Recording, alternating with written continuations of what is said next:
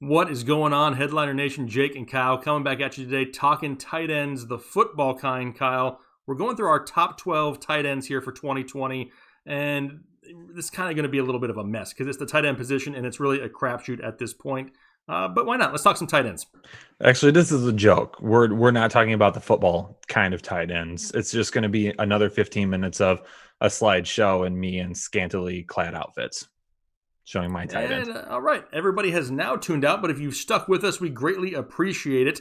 Before we get into this top 12, tight end list, I got to keep on talking. Otherwise, Kyle's going to start doing things that nobody wants to see. Make sure you head over to our website if we haven't sold you on this channel already. Our draft guide's available right now for pre-order for your fantasy football pleasure here in 2020. The link is down below in the description. But Kyle, let's get into some actual football tight ends. Because you've already been in the show in your underwear one time. We don't need it to happen again. Now it's the tight end position, Kyle. It is a mess, right? You have 3 or 4 names at the top and then a bunch of maybes afterwards. But let's go ahead and start at the top. It's not going to surprise anybody, but who do you have there at number 1? Well, here's the thing. Typically, the tight end list would be a mess. However, Headliner Nation, you have exclusive access to the tight end whisperer. So it's not going to be a mess. Okay. But at number 1, George Kittel. George Kittle and Travis Kelce, the 1A, 1B, really, of tight end rankings. I've got Kittle at 1. I've got Kelce at 2. Huge seasons for both of them coming up. What else to say? There's nothing else good to say about them. No, this is like the creme de la creme for tight ends right here. I actually have Kelce at number 1, Kittle at number 2, but honestly, it really doesn't matter. Like you said, 1A, 1B. Can't say anything negative about either one of them. They're both going to be heavily involved in their team's offenses. We shouldn't have to sit here and sell you on Travis Kelce or George Kittle at this point. Let's move on after that, though, because this is where we have our first difference. Who do you have at number 3? Well, I'm going to go with Mark Andrews at number 3. I had him a little bit lower the last time we did rankings, but I don't mind what they did in the draft. And, I've been looking at it a little bit more, and I think Miles Boykin could end up breaking out and have a good year. Not a huge year, but a good year for the Ravens. And the running game is just so good, especially adding J.K. Dobbins as well as another weapon there. It's hard to imagine that Mark Andrews isn't going to have a big season. Yeah, I mean, I think he's going to be, right there, second-tier quarterback, right after Kelce and Kittle. I love Mark Andrews. I got him at number 4, so one spot lower than you. But he's really my last safe option out of the top 4. After that is when things are really going to get a little bit different. But you mentioned Miles Boykin. I think Marquise Hollywood Brown has a chance to have an improved year this year also. We know that running game is going to be used heavily, and that will limit the targets at times, and especially if they can get a lead, look for a lot of running second half. But Mark Andrews is going to be a solid tight end. Like I said, you don't need to go out there and get 1,000 yards and 10 touchdowns to be a top tight end in fantasy football. And with Hayden Hurst being gone now too, I mean, that's another 50, 60 snaps, routes that he could end up running as well. So, Yep. I got him at number 4. We love Mark Andrews also. Who do you have next, Kyle? Who's at number 4 for you? At number 4, a guy you hate. Okay, maybe you don't hate him, but you're not an Evan Engram fan. Yep, exactly. So this will be one of our big disagreements. Yes, there's risk when you draft Evan Engram. Yes, he's had some injury history, but when Evan Engram plays, you lock him in as a top 10 tight end. So if you end up taking Evan Engram, you're going to get really good numbers. And the reason I've got him so high up is because honestly, you could take Evan Engram, and then if you want to invest in a guy like TJ Hockenson later in the draft, you got a little bit of a backup there. So Evan Engram, though, when he plays, he is locked and loaded, a great weapon for the tight end position on that Giants roster. Well, you said it there, when he plays. And that's why I don't even have him in my top 12. I think the talent is there. I'm not taking anything away talent-wise from Evan Engram. But now there's a lot of other options in New York. The time that we've seen him produce in the past, he was really the lone target at the time, whether it was injuries to Odell Beckham or Sterling Shepard at the time. But now with Saquon Barkley in the backfield, we got Golden Tate, Darius Slayton. They have other options here in this offense that can really, move them in the right direction. And I don't dislike Evan Engram. It's not like I have something personal against the guy. I just think if I'm going to be gambling, there's some other guys who I feel are a little bit safer at the tight end position than Evan Engram. And all these guys, for the most part, you're probably going to have to back up with somebody else later on anyway, like you said, kind of as like a little bit of an insurance policy, because once you don't get the top 4, it's really after that. So yeah, I don't dislike Evan Engram overall. The talent-wise is there. I hate that he's never on the field. Who do you have up next? Who do you have at 5? I'm going to go with Zach Ertz at number 5, and he's going to drop a little bit this year. I don't think he's necessarily going to be the number 1 target for Carson Wentz on a game-by-game basis anymore. I think we end up potentially seeing a little more 2 tight end sets with Dallas Goedert and Zach Ertz on the field. I expect them to run the ball a little bit more with Miles Sanders, especially if Sanders is really efficient and playing well. Jalen Reagor is a guy that we absolutely love. He can come in and be a great addition weapon-wise. Are the rest of the offensive weapons there going to be healthy and ready to go?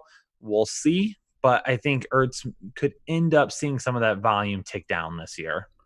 I totally agree with that. I have Ertz higher. I have him at number 3. And here's the reason why. I agree with 100% everything you just said with all the other weapons, but I think where Zach Ertz may see an uptick this year is in the touchdown department inside the red zone. Yep. He may not see as many targets, but out of everybody on that team, I mean, can we count on Alshon Jeffrey right now? J.J. Arcega-Whiteside disappeared. Zach Ertz and Dallas Goedert could be the top targets inside the red zone. We already know that Zach Ertz is going to go out there and get close to 100 targets. He's going to be one of the favorite targets of Carson Wentz. He already has that chemistry built with him. And I think he's just, in my opinion, safer right now, just because we kind of know what we're going to get for the most part. Yeah, he may have a slight regression, but that slight regression is still top 5 talent to me. So I got him at number 3. Who do you have at number, 6? 6. I'm going with Hunter Henry at number 6. I'm operating under the assumption right now that Tyrod Taylor will be the starter week 1 for the Los Angeles Chargers. Yes, it could end up being Justin Herbert, but as of right now, it's Tyrod Taylor. And because of that, that's why I have Hunter Henry here. And honestly, part of me almost flipped him with Zach Ertz, and I could go as high as number 4 where I have Evan Engram right now. Because if there's one thing Tyrod Taylor did on a consistent basis when he was a full-time starter, it's target the tight end position. He does it all the time. Now, was that because he didn't have any weapons when he was in Buffalo? Maybe, but that's kind of a lie because he did have some weapons in Buffalo. They just didn't really pan out while they were there. So we'll see what ends up happening. But I think if Tyrod Taylor is the starter, he's going to lean on Hunter Henry a little bit. I got Hunter Henry down a couple more spots. I got him at 9. And we love Hunter Henry. We've been pushing Hunter Henry for a long time. And it's just underwhelming at times. And it's just because he's another one of the guys that struggles to stay on the field. But when he is, he produces great fantasy numbers. Being that it's still an unknown, that's kind of why I have him a few spots down at the quarterback position. We don't know if it's going to be Tyrod or Herbert. To me, that I'm just kind of waiting to find out how that plays out. Yes, if Tyrod does actually keep the job, then Henry may move up here as the offseason goes along. But right now, I got him at number 9. Who do you have after Henry? Darren Waller at number 7. A little bit of a fall for him this year. Still love balls to the Waller. Still think he's going to have a good season. But they've added weapons there. Henry Ruggs is a guy that's going to stretch the field a little bit more. That could end up helping Waller, but Ruggs is going to command some more targets. Brian Edwards, is he going to end up commanding more targets? Josh Jacobs, is he going to get used more in the passing game? Hopefully, that's what Max said, but they've added some other pass-catching backs as well. So I think we just see some of that volume come down. He could end up being a little bit more efficient than he was last year, though, but I'm going to drop him a couple of spots. Yep, that's what I'm counting on. I think that a lot of people are quick to crown the Henry Ruggs and the Brian Edwards, which we like them talent-wise, and they could definitely improve that offense overall. I still like Darren Waller. I got him right now as my tight end 5 overall. He may not see the volume, like you said, but I do expect him to be more efficient, like you said, also. And I can't take him outside of the top 5 as of just yet. He had, such great chemistry with Derek Carr last year that I hate to just assume that Henry Ruggs and these new young guys just come in and take over and they totally abandon Darren Waller. So I'm going to keep him right there at number 5. Who's next, Kyle? Who you got? Next, I'm going to go with Mike Gesicki at number 8 from the Miami Dolphins. And I can't say too much because we break Gesicki down in depth in the draft guide. So just know, if you want a full breakdown on Gesicki and why he's kind of our breakout this year, get the draft guide. Wow. $19.99 at fantasyheadliners.com. Wow. Way to tease it, Kyle. I'm a tease. Yes. That's what I do. We do like the opportunity for Mike Gesicki here this year. I don't even know what you whispered, but it probably wasn't appropriate, so I'm not going to ask you to repeat it. I do think that he has the opportunity to break out. One thing that he has going against him this year, we know about Devontae Parker. Fantasy Bigfoot likes to get in, Twitter beefs with Michael Thomas. We have Preston Williams coming back, who another talented young kid. Albert Wilson still in the mix. What do they do with Jordan Howard and Matt Breida in the backfield? Gesicki is primed to have a breakout year, right? He's absolutely primed, but another kind of one of these guys that I don't want to get too excited on, so I got him down at number 11. I have him a little bit lower. He's still inside the top 12, but he's definitely somebody who's intriguing to me. I want to see how Preston Williams progresses here over the offseason, because if he misses any time or is not 100% good to go, Mike Gesicki's going to get an even bigger bump, but right now got him at number 11. Who you got next? Tyler Higbee is going to come in at number 9.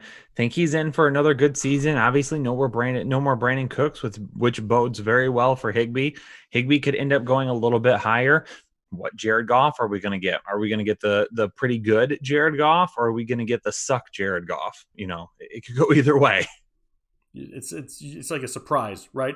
It's like those mystery flavored candies. You just don't know which one you're going to get when you see Jared Goff playing football out there. Yeah, you could get cotton candy or, strawberry or whatever you think is delicious, or you could get poo. Wow. What's that game with the jelly beans? Oh, the jelly beans. Oh, Bean gross. Boozled. Those things are nasty. If you've never played Bean Boozled, don't do it. It's disgusting. I have Higbee at number 8. I want to think that this is going to be Higbee's job going in. But Gerald Everett kind of just dingleberries around. You know what I mean? So it's kind of hard just to count him out. I really want it to be Higbee's job, because we kind of saw him the end of last year turn into like Gronk light at times. The guy just took over football games, and now with no Brandon Cooks, he has that opportunity. I'm kind of hoping that Gerald Everett just kind of rides off into the sunset. Who you got next, Kyle? I don't know if I can continue now that you just called him a Gerald dingleberry? Everett dingleberry. He's not a dingleberry. He's like dingleberrying around. He just won't go away. He just kind of. It's not Manscaped. He's got dingleberries. Oh, great plug there. All right, at number 10, I've got Jared Cook. Going to go with him at number 10. Didn't love him going into the season last year. He ended up starting off really, really slow, but, towards the end of the season, took off and ended up having a huge end to the year. I think now that he's got that full year under his belt in that system with Drew Brees, and they've added Emmanuel Sanders, which I think kind of helps take off the pressure on some of those routes Jared Cook was forced to run. That I think he's going to end up having a good year just based on touchdowns alone. He could end up finishing as a tight end 1, which isn't going to set up well for an argument I have later, but that's okay. That's okay. We'll figure it out then. I like Jared Cook a lot this year. I actually got him all the way up at tight end 6. And maybe I'm over in love, if that's a possibility, with the offense of the Saints. I really think that Michael Thomas, a healthy Alvin Kamara, and Emmanuel Sanders open up a lot more opportunity for Jared Cook. And yeah, they can dink and dunk a lot with Michael Thomas, but Jared Cook, I could see getting some big plays across the middle. So I got him all the way up at number 6. Kyle, who you got at 11? And number 11, going with Janu Smith. I mentioned him in a video we did, the quarterback video with Ryan Tannehill. Janu Smith, another guy I don't want to jump super deep into right now, because, again, he's going to be a guy that you're going to see covered in depth in the draft guide, but expect a breakout. And there's a lot of reasons why, but Janu Smith is very, very good. No more Delaney Walker. Out of town, he could really end up being that number 2 weapon, I believe, for Ryan Tannehill in that passing game. I love Janu Smith more than you do, and we both really love him. I got him all the way up at number 7. This guy finished top 10. My insides tickle. I know. I got him that high. This guy had a top 10 finish in so many statistical categories, and he only had 44 targets last year. Mm-hmm. And he finished top 10 inside of numerous different categories for tight ends. He's definitely somebody with a bigger target share coming into the season. Are we going to count on Corey Davis to come in and break out? I would rather take my chances on Janu Smith, who's already proven, he's a big play threat. He can make big plays happen, or he can be that possession-style receiver with great hands and get you the first downs. This is definitely a guy who we love a lot. And I can't get into too much either, but definitely love the possible upside of Janu Smith. Kyle, who's the last one to round up your top 12? So for those of you that have been around the fantasy headliners for a while, you know that we were talking about Darren Waller earlier than anybody last year. Just Janu Smith is basically our 2020 version of Darren Waller. That's Agreed. how much we like him. At number 12, this is going to be a surprise for you because I just realized the graphics I sent you earlier were incorrect. But at number 12, I've got TJ Hockenson. So TJ Hockenson went in depth over on Patreon with the Lions offense and what I think about them this year. I hate setting expectations for the Lions because they always seem to ruin them. Being a Lions fan, I don't set a whole lot of expectations. But when I look at what they could potentially do this year, and I look at the roster, and I look at the game plan that I kind of see playing out, there's this burning sensation inside of me. No, I don't need to take pills for it. But there's burning sensation inside of me that just makes me feel all warm and fuzzy. And that's how I feel about TJ Hockenson this year. And this is coming from the guy who hated that draft pick. Yeah, you melted down on that draft pick. I don't have Hockenson inside my top 12. He's just outside of it.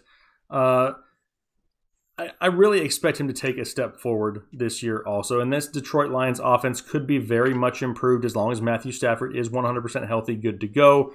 Being that you have, the touchdown vulture of Marvin Jones in the mix, Kenny Golladay still another big red zone threat. The part that concerns me with Hockenson is he just doesn't see the touchdowns in order to get up there into those top tight ends. But I do think that he has a better 2020. Two guys that I have that you do not. One of them I know you blatantly disagree with, and it's going to be at my number 10 spot. I'm drinking the Kool-Aid. I'm putting Gronk at number 10. And here's why. And before you either love it or you hate it, I do not expect – I know you hate it, Kyle. I do not expect old Gronk to come back. There's no 1,000 yards and 10 touchdown Gronk. That's not what I'm expecting. But can I see Gronk getting 700, 650 yards with 8 to 10 touchdowns? Yeah, I can definitely see that. And last year, that would have made him a top 10 tight end.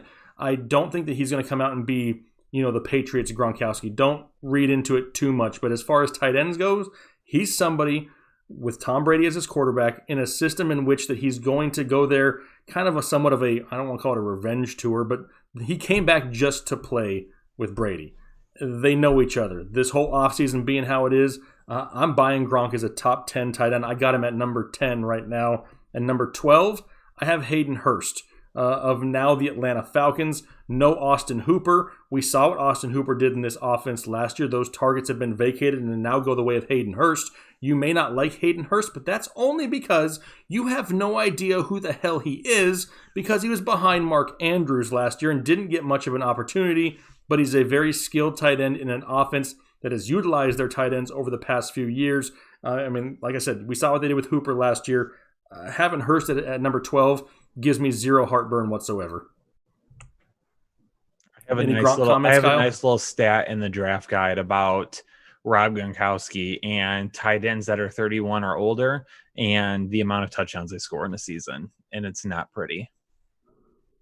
I mean, you know what it is, Kyle. You're upset that at 31, his tight end is tighter than yours. There's nobody that loves tight ends more than Kyle Richardson. I'm sorry. Okay. All right. Well, on that note, that was our top 12 tight ends here for 2020. But don't forget, this is our baseline. This is where we're starting off for the year, and we're adjusting as we go throughout the offseason. These are not the final rankings that you need to draft by. The draft is what, 3.5 months away still. Things can change, so don't get butthurt over tight ends. That's kind of weird to say. But if there's one thing we know about the world we live in right now, it's that anything can happen at any given moment and change. Yes, absolutely. Things can change, and that's what it's all about. That's why we're starting early, but we want to be interactive. So if you have your top 12 tight ends, put it down below in the comment section, either the football kind or the non-football kind. Yeah, who knows? Whatever. Be interactive. Me and Kyle are all about seeing what your list and what you can come up with and trying to come up with the best possible rankings as we can heading into the 2020 season. But we greatly appreciate the support. We're having some fun talking some tight ends, having a little bit of fun with it, right? Don't sit here and be all monotone and boring. We're trying to have some fun. It's all about having some fun in a time where there's not a whole lot of fun going on. So for me and Kyle, we appreciate you. Hopefully you guys have a great rest of your week. We'll talk to you later.